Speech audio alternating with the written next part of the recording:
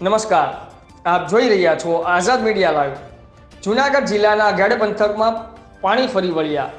કેશોદના ગેડ પંથકમાં છેલ્લા 4 દિવસથી મેઘરાજાની ધમાકેદાર એન્ટ્રી થઈ છે, ત્યારે ગેડ પંથક બેટમાં ફેરવાઈ ગયું છે। કેશોદના ગેડ પંથકમાં પસાર થતી સાબળી નદી, ઓઝત નદી અને ટીલોડી નદી ઉતાવળિયા નદીમાં ઘોડાપુર આવ્યા છે। ઉપરાંત ઉપરવાસમાં ભારે વરસાદને કારણે ડેમમાં પાણીની આવક વધતા દરવાજા ખોલવામાં આવ્યા હોવાથી સમગ્ર ગેડ પંથક જળબંબાકાર થઈ ગયેલ છે।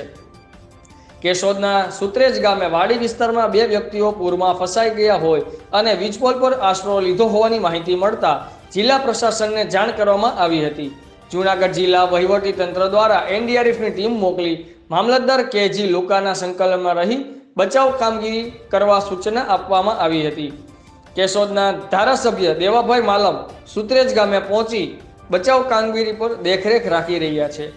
કેમેરામેન રાવલિયા મધુ સાથે રિપોર્ટર જગદીશભાઈ યાદવ, આઝાદ મીડિયા લાઈવ, જૂનાગઢ।